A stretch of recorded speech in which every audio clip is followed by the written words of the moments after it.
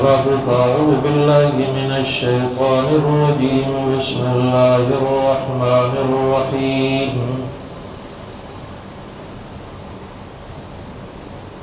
وأن المساجد لله فلا تدعوا مع الله أحدا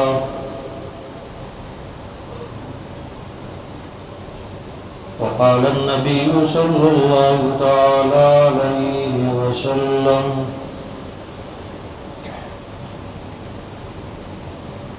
إذا رأيتم الرجل يعتاد المسجد فاشهدوا له بالإيمان أو كما قال صلى الله عليه وسلم إن الله وملائكته يصلون على النبي يا أيها الذين آمنوا صلوا عليه وسلموا تسليما اللهم صل على سيدنا ومولانا محمد وعلى آل سيدنا ومولانا محمد وبارك وسلم وصل عليه رب اشرح لي صدري ويسر لي أمري واحلل عقدة من لساني يفقهوا قولي اللهم رب زدني علما رب زدني علما رب زدني علما سبحانك لا علم لنا إلا ما علمتنا إنك أنت العليم الحكيم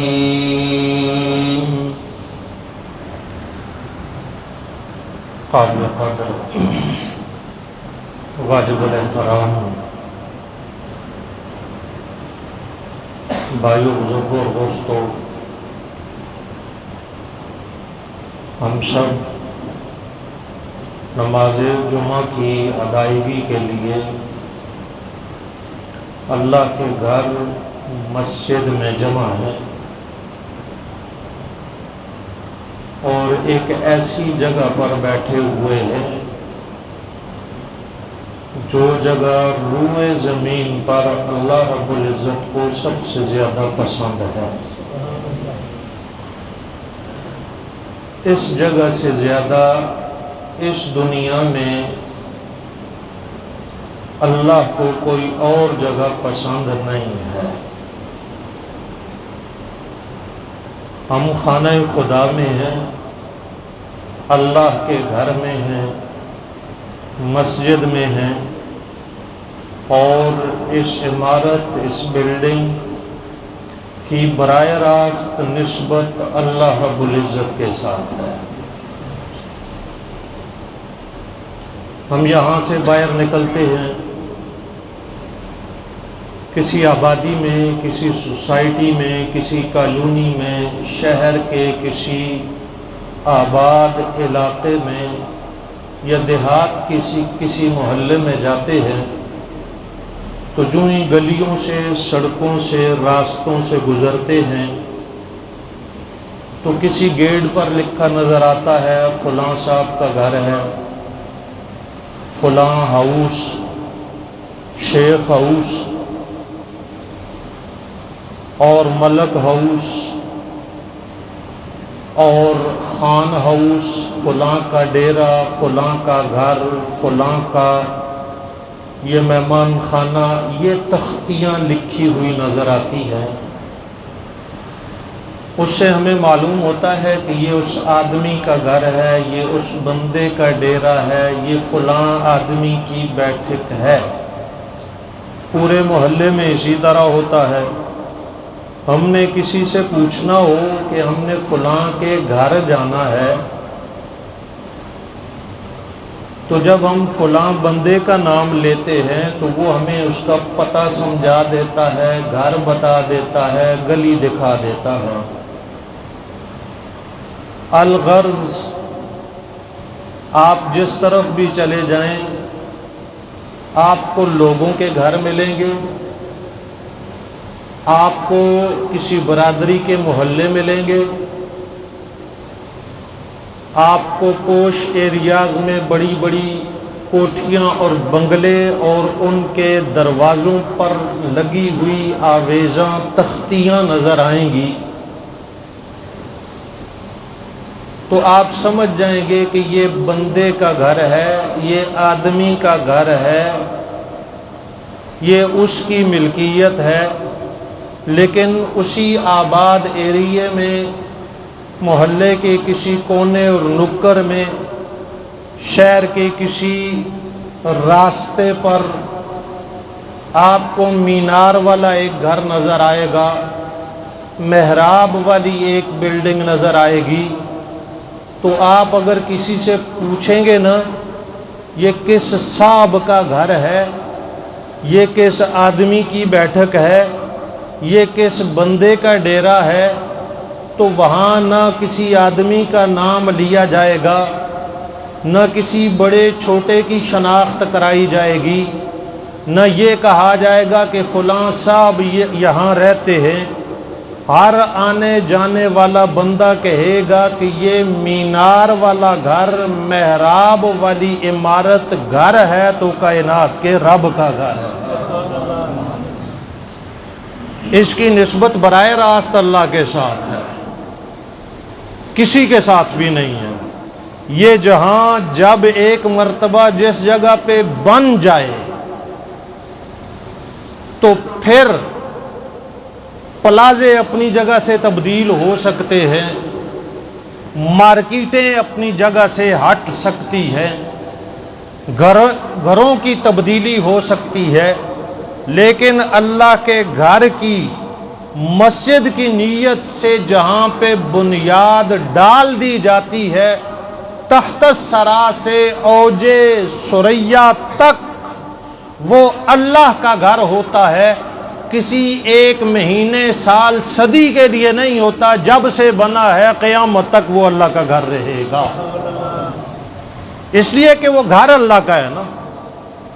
میں اپنے گھر کو یہاں سے وہاں تبدیل کروں گا، شفٹ کروں گا، چینج کروں گا، ہٹاؤں گا، بناؤں گا، اس لیے کہ میری ملکیت ہے۔ آپ اپنے گھر کا ڈیزائن، نقشہ، رخ تبدیل کریں گے اس لیے کہ آپ اس کے مالک ہیں۔ یہ تو اللہ کا گھر ہے، اس کا مالک کوئی بندہ نہیں ہے، اس کا مالک کون ہے؟ یہ کس کا گھر ہے؟ وَأَنَّ الْمَسَاجِدَ لِلَّهِ، مسجدیں اللہ کے لیے ہیں۔ فَلَا تَدْعُوا مَعَ اللَّهِ أَحَدًا، یہاں بات ہوگی کسی انسان کی نہیں ہوگی، رب رحمان کی۔ ہم اس گھر میں بیٹھے ہوئے ہیں، اور میں نے ایک جملہ یہ عرض کیا، ہم روئے زمین کی مقدس ترین مبارک جگہ پر بیٹھے ہیں، اور یہ بات میں نے ایسے نہیں کر دی۔ یہاں تو شیشے لگے ہوئے ہیں، قالین بچھے ہوئے ہیں، اے سی لگے ہوئے ہیں، خوبصورت چھوٹی سی مسجد ڈیزائن کی گئی ہے۔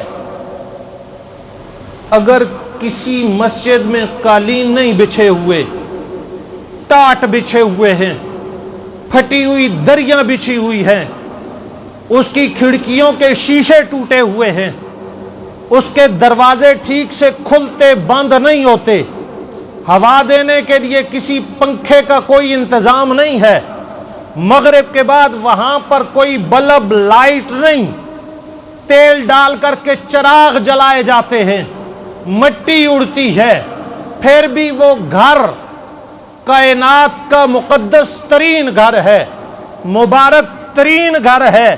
اس لیے کہ پاک محمد صلی اللہ علیہ وسلم نے ارشاد فرمایا، احب البلاد اللہ مساجدہا، احب البلاد اللہ مساجدہا، مشرق سے مغرب تک، شمال سے جنوب تک جتنی آبادیاں نظر آتی ہیں، جتنی عمارتیں کھڑی کر دی گئی ہیں، جتنی بلڈنگیں بنا دی گئی ہیں، جتنے شیشے لگا دیے گئے ہیں، جتنے پلازے کھڑے کر دیے گئے ہیں، جتنے بازار سجا دیے گئے ہیں، جتنی لائٹنگ کر دی گئی ہے، جو تمہیں نظر آ رہا ہے ان میں سے سب سے زیادہ پسندیدہ کوئی عمارت ہے اللہ کے ہاں تو وہ اللہ کا گھر مسجد ہے۔ کیا ہے؟ کیا ہے؟ مسجد ہے۔ ہم کہتے ہیں کہ ہم پر رونق جگہوں پر جانا چاہتے ہیں، آباد جگہوں پہ جانا چاہتے ہیں، جہاں پہ سکون ملے وہاں پر جانا چاہتے ہیں۔ میاں جی سکون ملے گا بازار میں نہیں، اللہ کے گھر میں ملے گا، اللہ کے گھر میں ملے گا۔ یہاں پہ اللہ کی رحمت نازل ہوتی ہے۔ یہ اللہ کو سب سے زیادہ پسندیدہ مکان ہے، اس لیے کہ یہ اللہ کا گھر ہے۔ اور پھر اس کی نسبت دیکھیے نا، اللہ اللہ ہے، وہ رب ہے، وہ جس سے کام لینا چاہے، وہ جس سے لینا چاہے، وہ جس کو جیسی عقل و شعور عطا کر دے۔ فرعونیوں نے احرام مصر بنا دیے،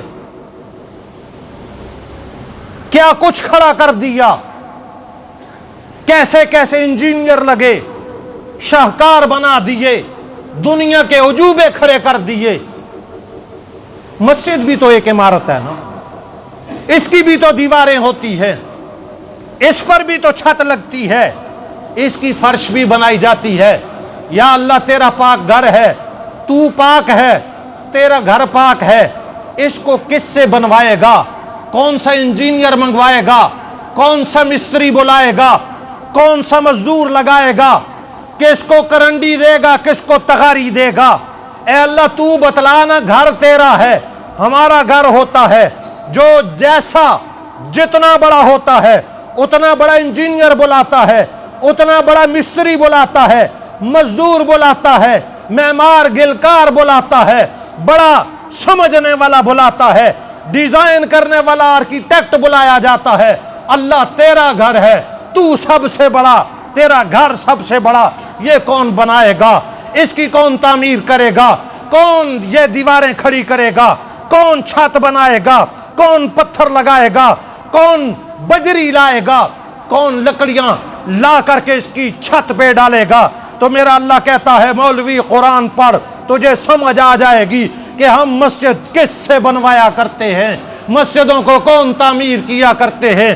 ہم مسجدوں کی تعمیر میں، ان کی تطہیر میں، ان کی آبادی میں کیسے لوگوں کا انتخاب کیا کرتے ہیں۔ میں نے اللہ کا قرآن شروع کیا، پڑھنا شروع کیا، پہلا پارہ ہے، اللہ کا قرآن کہتا ہے اِذْ يَرْفَعُ إِبْرَاهِيمُ الْقَوَاعِدَ مِنَ الْبَيْتِ وَإِسْمَاعِيلُ رَبَّنَا تَقَبَّلْ مِنَّا إِنَّكَ أَنْتَ السَّمِيعُ الْعَلِيمُ۔ یہ خانہ خدا ہے، روئے زمین پر اللہ کا سب سے پہلا گھر ہے، سب سے بڑا گھر ہے، جس کو بیت اللہ کہا جاتا ہے، مسجد حرام کہا جاتا ہے۔ اللہ کی رحمتیں جہاں پہ سب سے پہلے اترتی ہیں، جہاں پہ طواف ہوتا ہے، جہاں پہ میزاب رحمت ہے، جہاں سے زمزم کا پانی نکلا تھا، جہاں پہ لوگ جا کر کے اللہ سے جو دعا مانگتے ہیں اللہ دعا قبول کرتے ہیں، اتنا بڑا گھر ہے۔ یا اللہ کس سے بنوا رہا ہے؟ اللہ نے کہا قرآن پڑھ، میں نے قرآن پڑھا، سمجھ میں آیا کہ اللہ نے بیت اللہ کی تعمیر کے لیے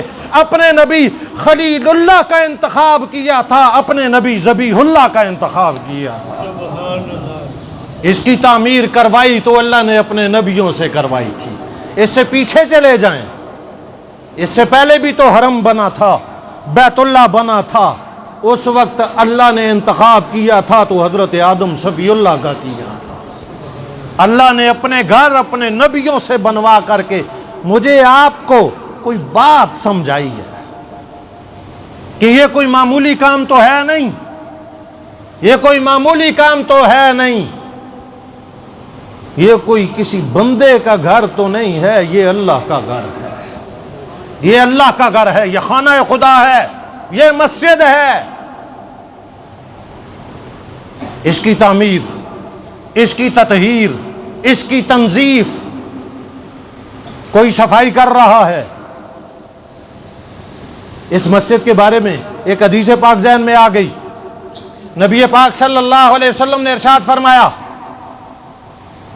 مجھے اپنی امت کے اعمال میرے اوپر پیش کیے گئے، زندگی میں بتائے گئے، اور اللہ کے حکم سے ہوا کہ نبی پاک صلی اللہ علیہ وسلم کو بتلائے گئے. آپ صلی اللہ علیہ وسلم نے ارشاد فرمایا نیکیاں بھی بتلائی گئیں، گناہ بھی دکھائے گئے، یہاں تک کہ وہ شخص جس نے مسجد کی صفائی کے لیے وہاں تنکا پڑا ہوا تھا وہ تنکا اٹھا کر کے مسجد سے باہر پھینکا تاکہ مسجد صاف ہو جائے. میرے امتی کے اس عمل کو بھی اللہ نے مجھے دکھا دیا ہے. یہ مسجد ہے، یہ خانہ خدا ہے، یہ رب کائنات کا وہ گھر ہے جو کب سے آباد ہے، جو ہمیشہ آباد رہے گا، جو ہمیشہ آباد رہے گا. یہ مسجد ہے، یہ بھی تو ایک زمین کا ٹکڑا ہے نا، وہ بھی ٹکڑا ہے، باہر بھی زمین کا ایک ٹکڑا ہے، لیکن قیامت زمین کے تمام ٹکڑوں کو ختم کر دے گی.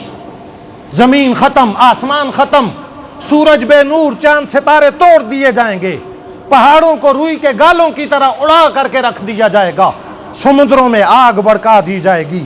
لیکن یہ مسجد کی زمین، اس کو ختم نہیں کیا جائے گا، اس کو اٹھایا جائے گا، بیت اللہ میں شامل کیا جائے گا. بیت اللہ کو اٹھا کر کے اللہ جنت کا حصہ بنا دے گا. پھر ایک جملہ کہہ دوں، بات آ گئی، جملہ کہہ دوں، عشق و محبت کی بات آ گئی، بات کر دوں. یا اللہ مسجد کو بیت اللہ کا حصہ بنایا جائے گا، اس کو جنت کا حصہ بنایا جائے گا. جو لوگ یہاں صبح و شام آ کر کے اس کو آباد کرتے ہیں، یا اللہ یہ کدھر جائیں گے؟ تو مجھے سمجھ میں یوں آتا ہے کہ جدھر زمین جائے گی مسجد کی، ادھر زمین والوں، اس زمین کو آباد کرنے والے جو ہوں گے اللہ ان کو بھی ادھر لے جائے گا. مسجد کو آباد کرنے والوں کو اللہ آباد کرتے ہیں. امام الانبیاء حضرت محمد مصطفیٰ صلی اللہ علیہ وسلم نے ارشاد فرمایا جس نے اس مسجد کی تعمیر کی، اور تعمیر سے مراد یہ نہیں ہے کہ لاکھوں لگا دیے، کروڑوں لگا دیے، چیل کا گھونسلہ دیکھا ہے، کبوتر کا گھونسلہ دیکھا ہے. آپ صلی اللہ علیہ وسلم نے یہ مثال دے کر کے بتلایا کہ کوئی اللہ کے گھر کی اتنی تعمیر بھی کرتا ہے جتنا ایک پرندے کا گھونسلہ ہوتا ہے، گھر کی اتنی خدمت کر دیتا ہے، اللہ کا اتنا سا گھر بنا دیتا ہے، اللہ اس کو جنت میں عالی شان گھر عطا کریں گے. من بنا للہ مسجدا بنا اللہ لہ بیتا فی الجنہ. من بنا للہ مسجدا، جو اللہ کے لیے مسجد بنائے گا، ساری نہیں، اپنی حیثیت کے مطابق. بندہ پنکھا دے سکتا ہے، بلب دے سکتا ہے، صف دے سکتا ہے. عمارت میں جو میٹیریل استعمال ہوتا ہے اس کا کچھ حصہ دے سکتا ہے. پاک محمد صلی اللہ علیہ وسلم نے گارنٹی دی ہے، بندہ اپنی شان کے مطابق، بندہ اپنی حیثیت کے مطابق اللہ کا گھر بنائے گا، اللہ اپنی شان کے مطابق اس کو جنت میں محل عطا کریں گے. یہ اللہ کا گھر ہے، یہ خانہ خدا ہے، روئے زمین پر سب سے محبوب جگہ ہے. امام الانبیاء صلی اللہ علیہ وسلم نے ارشاد فرمایا، یہ مسجد ہے نا، آ رہے ہیں جی مسجد میں، اذان ہوتی ہے، آ رہے ہیں، اللہ اکبر کی آواز سنتے ہیں، سمجھ جاتے ہیں کوئی بڑا نہیں ہے. بڑا کون ہے؟ سارے بولیں، اونچا بولیں، اللہ بڑا ہے. اللہ اکبر. کون بڑا ہے؟ اللہ بڑا ہے. اس کا حکم بڑا ہے، اس کا گھر بڑا ہے، اس نے جو فریضہ عائد کیا ہے وہ بڑا ہے. امام الانبیاء صلی اللہ علیہ وسلم نے ارشاد فرمایا، اذا رأیتم الرجل یعتاد المسجد، جب کسی شخص کو دیکھو کہ وہ مسجد آ رہا ہے، جا رہا ہے، مسجد آ رہا ہے، جا رہا ہے، فاشهدوا له بالایمان، تم اس کے ایمان کی گواہی دے دو. تم اس کے ایمان کی گواہی دو گے، اللہ تمہاری گواہی کو اس کے حق میں قبول کر لے. یہ مسجد ہے، یہ خانہ خدا ہے، یہ اللہ کا گھر ہے. آنے جانے والے، کوئی رات کوٹ کے آ رہا ہے، بستر اٹھایا پھینک دیا، کمبل اٹھایا پھینک دیا، نہ یہ دیکھا کہ راتیں چھوٹی ہیں، نہ یہ دیکھا کہ پادرے اور اسو کی گرمی پڑ رہی ہے، نہ یہ دیکھا کہ رات کو لائٹ ہوتی ہے نہیں ہوتی، بس صبح وقت ہوتا ہے، اللہ اکبر کی صداؤں کا اٹھتا ہے، رات کا اندھیرا ہے، راستہ کچا ہے، کوئی پرواہ نہیں کی اس میں، یہ چل پڑا، یہاں سے جاتا ہے چھٹی کر کے، عشاء کے قریب پہنچتا ہے، تھکا ہوا ہے، ہارا ہوا ہے، نیند سے چور چور ہے، لیکن کوئی پرواہ نہیں کی، یہ رات کے اندھیرے میں تھکاوٹ کے ساتھ، بوجھل جسم کے ساتھ رب کائنات کے گھر کی طرف قدم اٹھانا شروع کرتا ہے۔ پاک محمد صلی اللہ علیہ وسلم نے ارشاد فرمایا، المشاؤون الی المساجد فی الظلم، میں بڑی پکی بات کرنے لگا ہوں، بڑی پکی بات کرنے لگا ہوں، رات کا اندھیرا ہے، کیا ہوا؟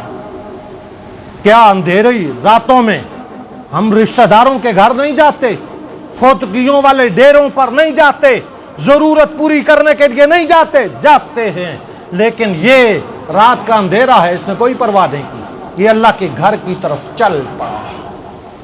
امام الانبیاء صلی اللہ علیہ وسلم نے ارشاد فرمایا، جو رات کے اندھیروں میں اللہ کے گھروں کی طرف چلنے والے لوگ ہیں، اولئک الغواصون فی رحمت اللہ، یہ مت سمجھنا کہ وہ اندھیرے راستوں پہ جا رہے ہیں، یہ سمجھ لو کہ وہ اللہ کی رحمتوں کے سمندروں میں غوطے کھا رہے ہیں، وہ اللہ کی رحمت کے سمندروں میں چلے گئے، جو رات کے اندھیروں میں اللہ کے گھر کی طرف قدم اٹھاتے ہیں۔ یہ خانہ خدا ہے، یہ اللہ کا گھر ہے، یہ اللہ کو سب سے زیادہ محبوب جگہ ہے، روح کائنات میں، روح زمین پر۔ امام الانبیاء حضرت محمد مصطفیٰ صلی اللہ علیہ وسلم جب مکہ المکرمہ سے مدینہ المنورہ کی طرف ہجرت کر کے تشریف لائے، اللہ حرمین شریفین کی بہاروں میں اضافہ فرمائے، اللہ ان حرمین شریفین کی رونقوں کو دوبالا کرے، یا اللہ تیرے گھر کی رونق آباد رہے، تیرے نبی کا شہر آباد رہے۔ جب مدینہ المنورہ کی طرف آئے، مسجد نبوی کی تعمیر شروع ہوئی، سب سے پہلے یہ کام کیا گیا تھا، حجرے نہیں بنائے گئے تھے، اپنے گھر نہیں بنائے گئے تھے، اللہ کا گھر سب سے پہلے بنایا گیا تھا۔ صحابہ اکرام پتھر لا رہے ہیں، لکڑیاں لا رہے ہیں، آپ صلی اللہ علیہ وسلم کو صحابہ اکرام نے دیکھا کہ نبی کریم صلی اللہ علیہ وسلم کے شانوں پر، آپ کے کندھوں پر نبوت والی مہر جہاں لگی ہوئی تھی، ان کندھوں پر آپ بھی پتھر اٹھا کر کے لا رہے تھے۔ صحابہ اکرام رضوان اللہ علیہ مجمعین نے ادب سے عرض کیا، اے اللہ کے آخری نبی، اے ہمارے سردار نبی، اے امام الانبیاء نبی صلی اللہ علیہ وسلم، آپ زحمت نہ فرمائیں، ہم ہیں نا، ہم اللہ کے گھر کو بنائیں گے، ہم پتھر لائیں گے، ہم لکڑ لائیں گے، ہم ساری تعمیر کریں گے۔ آپ صلی اللہ علیہ وسلم نے فرمایا، اگر تمہیں مسجد کی تعمیر کے اجر کی ضرورت ہے تو محمد مصطفیٰ کو بھی ضرورت ہے، وہ رحمت للعالمین نبی، وہ امام الانبیاء نبی، وہ امام المعصومین نبی، وہ مسجد کی تعمیر کر رہا ہے، کندھوں پہ پتھر اٹھا کر کے لا رہا ہے۔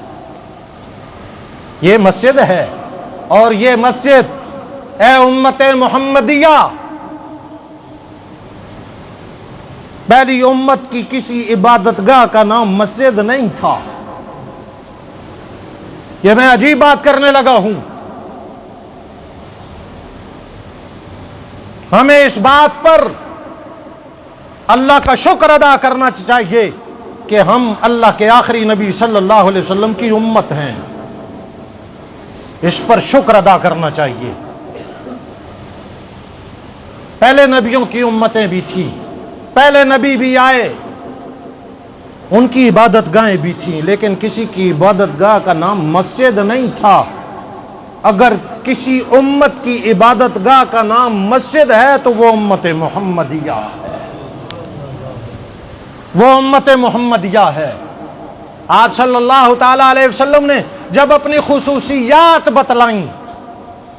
ایک حدیث پاک میں فرمایا فضلت علی الانبیاء بست، تمام انبیاء پر اللہ نے مجھے 6 باتوں میں فوقیت عطا کی ہے، مجھے خصوصیت دی ہے، مجھے فضیلت عطا کی ہے 6 باتوں میں. ان میں سے ایک بات فرمائی جعلت لی الارض مسجدا وطہورا، پہلی امت کی عبادت گاہ وہ مخصوص ہوتی تھی کہ وہ بنی ہوئی ہے وہاں چلے جاؤ، اس کے علاوہ عبادت نہیں ہو سکتی. آپ صلی اللہ علیہ وسلم نے ارشاد فرمایا مجھے یہ فضیلت دی گئی ہے کہ اللہ نے میرے لیے مسجد کو اور ساری زمین کو پاک کر دیا. میرا امتی جہاں پر بھی اللہ کی بارگاہ میں سجدہ کرنا چاہے گا وہ کر سکے گا، وہ کر سکے گا. اور اس امت کی عبادت گاہ کا نام مسجد ہے. مسجد آباد کرنے والے لوگ، امام الانبیاء صلی اللہ علیہ وسلم نے ارشاد فرمایا من غدا الی المسجد او راحا اعد اللہ له نزلا فی الجنہ کلما غدا او راحا. جو بندہ صبح کے وقت یا شام کے وقت مسجد کی طرف آتا ہے، کس طرف آتا ہے؟ کس طرف آتا ہے؟ مسجد کی طرف آتا ہے. جب بھی وہ چلنے لگتا ہے اللہ اس کے لیے جنت میں دسترخوان بچھا دیتے ہیں، اس کا اکرام کرتے ہیں. اللہ خود میزبان بن جاتے ہیں، نمازی کو مہمان بنا دیتے ہیں. آج ہم میزبان ہوں تو اپنے مہمان کا کتنا اکرام کرتے ہیں، یہ بھی لو جی، یہ بھی لو جی. پھر خیال کیجئے نا بندہ مہمان ہو، بندے کا رب میزبان بن جائے. یہ کون لوگ ہیں؟ یہ مسجدوں کو آباد کرنے والے لوگ، مسجدوں کو آباد کرنے والے لوگ. امام الانبیاء صلی اللہ علیہ وسلم نے ایک اور بات ارشاد فرمائی. یہ بات میں اس لیے عرض کر رہا ہوں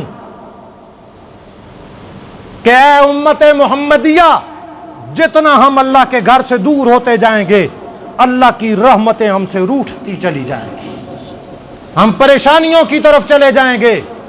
ہم جتنے مرضی سیانے بن جائیں، جتنے مرضی ہم دانشور بن جائیں، اللہ کے در کو چھوڑیں گے ہمیں در در پہ جھکنا پڑے گا. اور اگر ہم اللہ کے در کی طرف معلق ہو گئے، وابستہ ہو گئے، مضبوط ہو گئے تو اللہ ہمیں کسی در پر نہیں جھکنے دے گا. وہ اللہ ہے نا، وہ رب ہے. نبی کریم صلی اللہ علیہ وسلم نے ارشاد فرمایا کہ قیامت کے دن اللہ کے عرش کا سایہ ہوگا، اس کے علاوہ سایہ کوئی نہیں ہوگا.